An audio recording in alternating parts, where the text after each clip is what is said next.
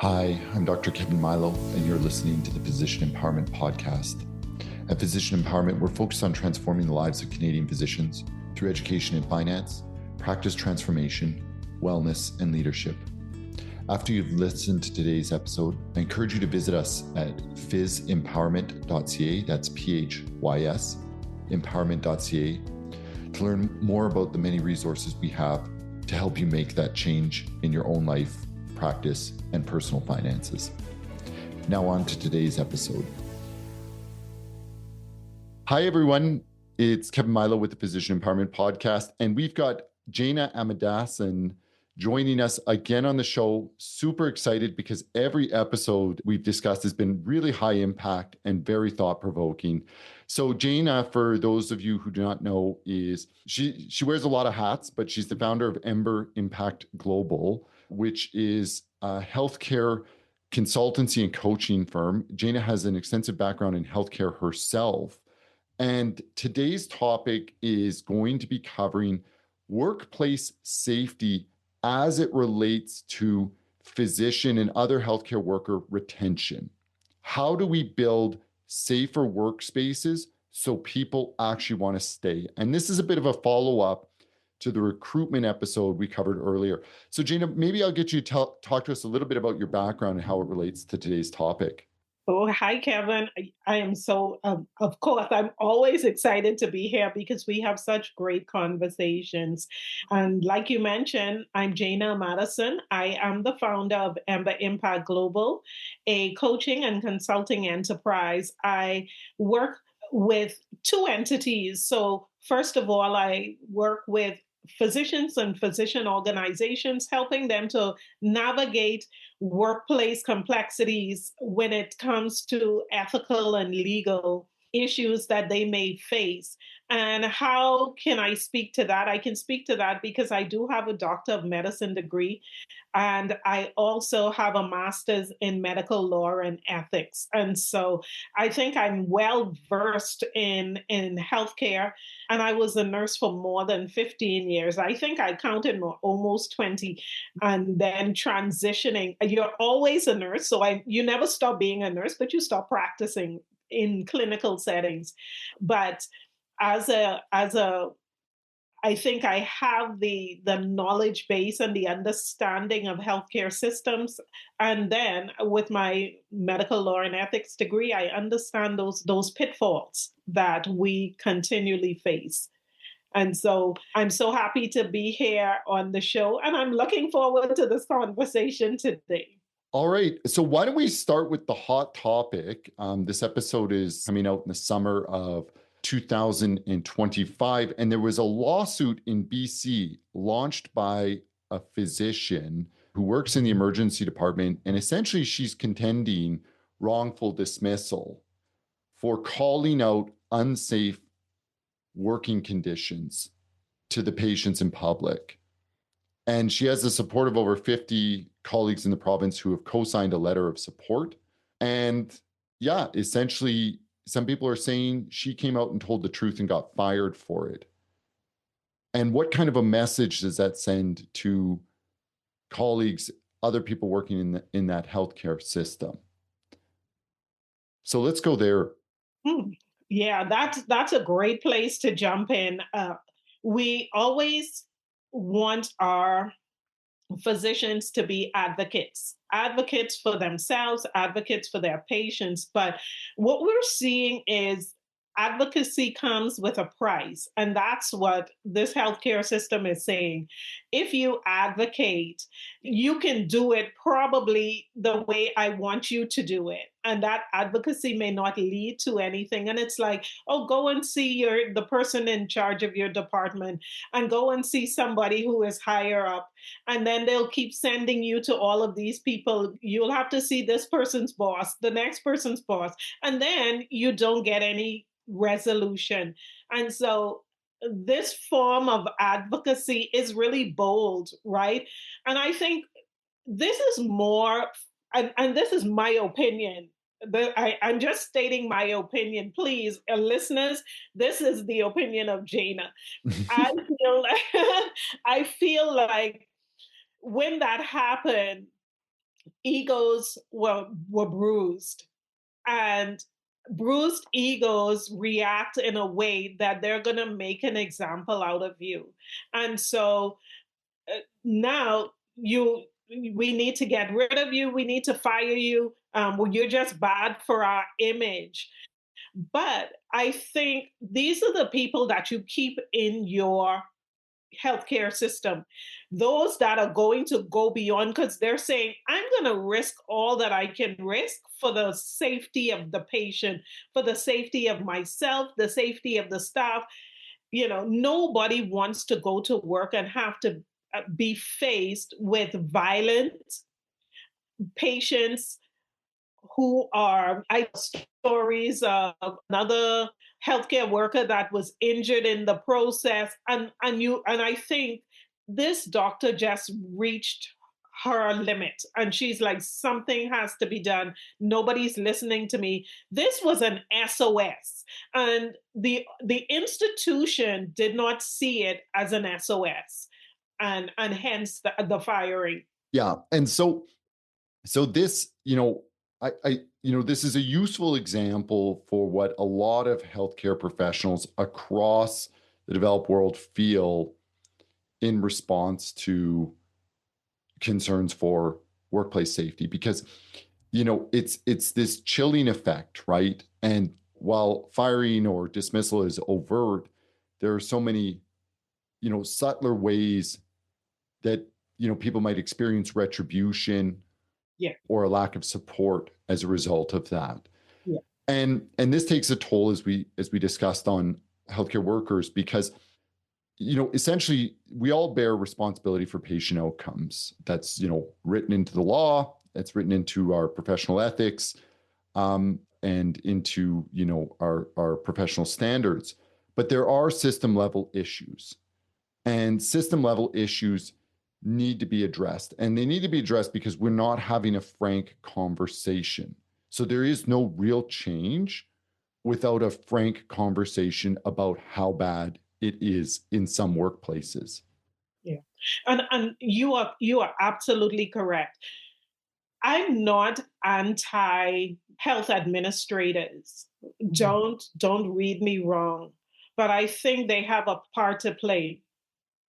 And if we take a page out of like sporting teams or Fortune 500 companies, when things go south, the person on the top is going to be sacrificed. Like, you're going to be gone.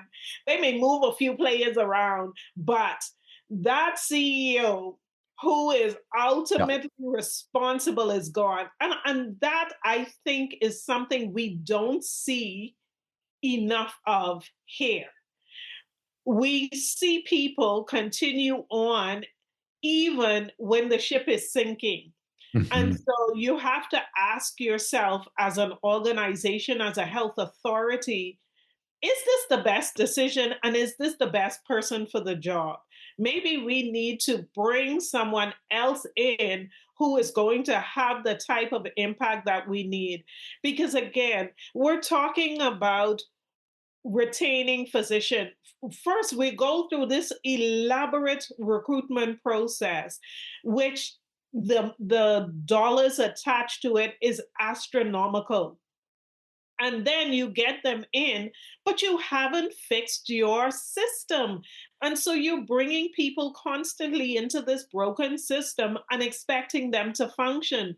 The people out there are calling for lifelines, and they're like, we need you guys to fix this thing. You're bringing people, I applaud you for bringing people in, but let's fix the things that are wrong in our system.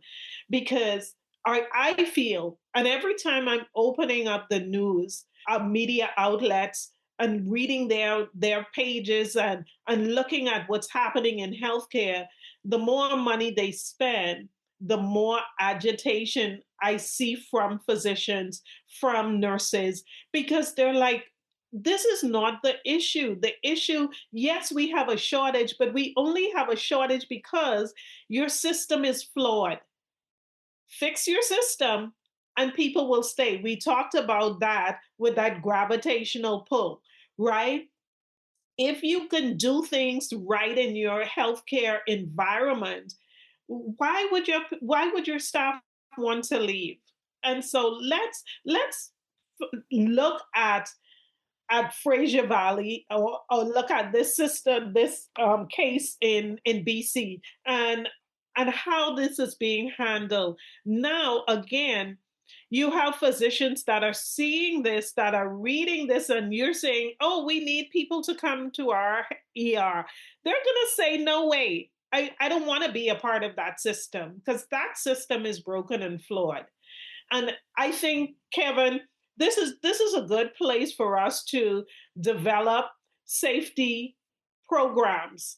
For maybe we need to take our show on the road and go to all of the hospitals across Canada. If they invite us, if they want to hear it.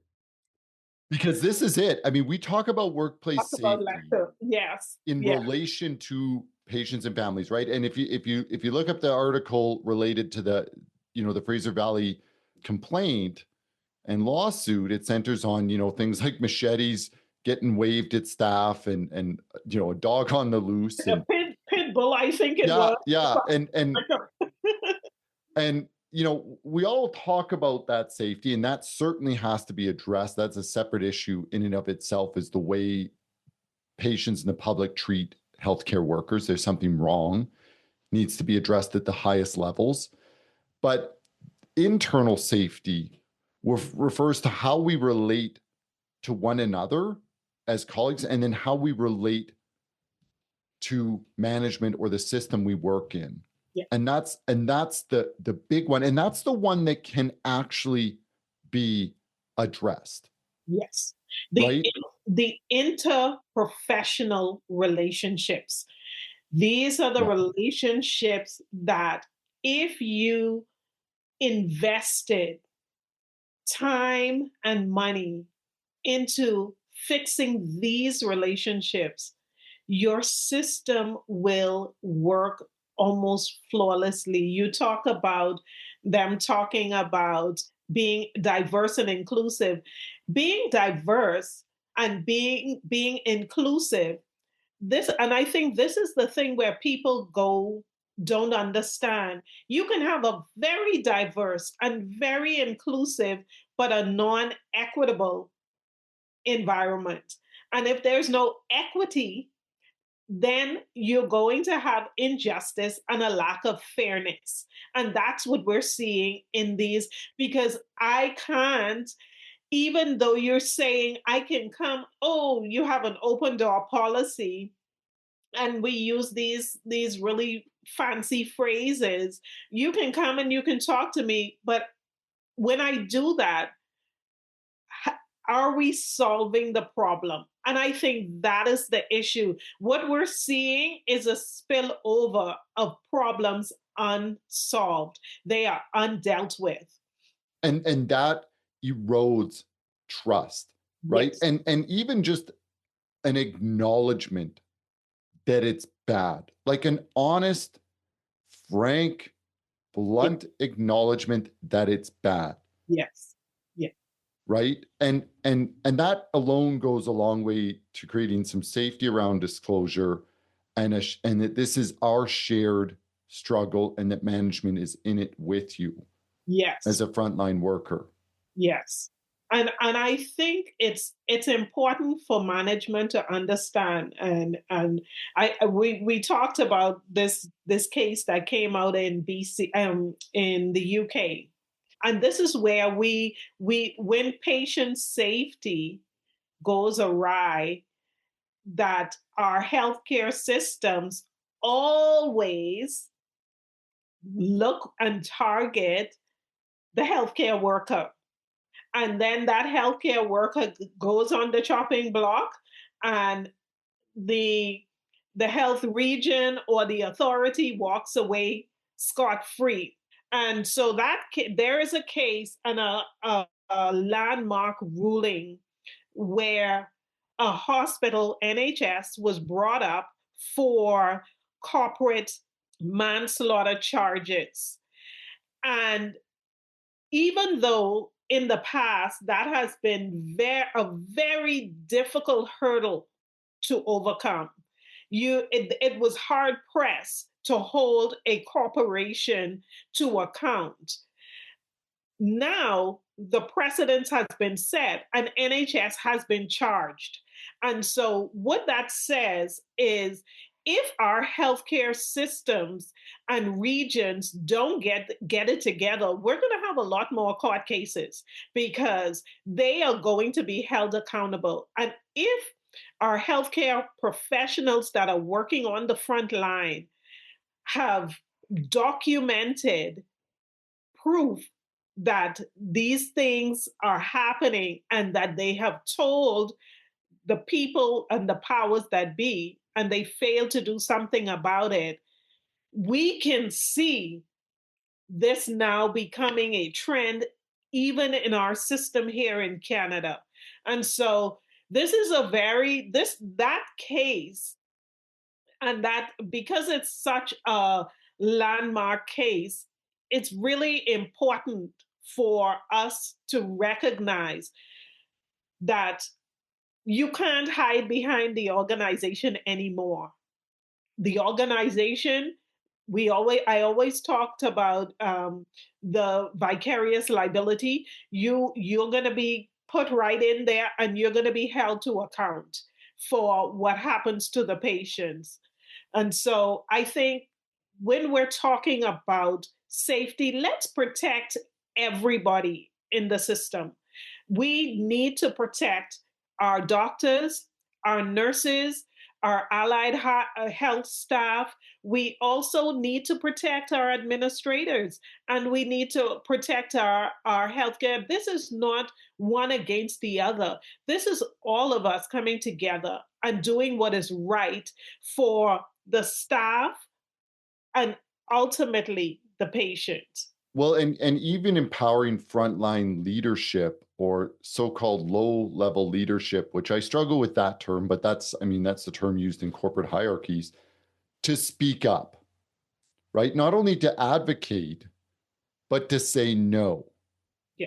As in, I understand what this policy is, I can't implement it, and I won't try, because that's just going to put more pressure on frontline staff who are already exhausted. And my priority is keeping the ones that I have, right? And that's one of the problems, and one of the issues in all large, public and private sector corporations is, people feel like at the lower rungs of leadership, they're just a pass-through, not a decision maker. And I think we need to find a way to empower frontline leadership to really advocate locally for their unit, for their hospital, for their leadership, or for their region, pardon me, and not simply just be a pass-through, right? Or carrying on policies from the top. And there probably need to be fewer policies and expectations going down through large organizations.